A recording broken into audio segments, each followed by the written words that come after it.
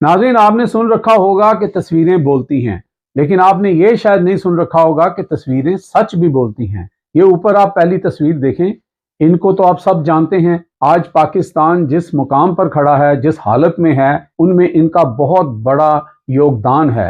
ये 5 साल पुरानी इनकी एक स्टेटमेंट है जिसमें ये कह रहे हैं कि अगर कोई पार्लियामेंट जो है वो ऑर्डिनेंस के ऊपर कानून बनाए तो ऐसे पार्लियामेंट को बंद कर देना चाहिए।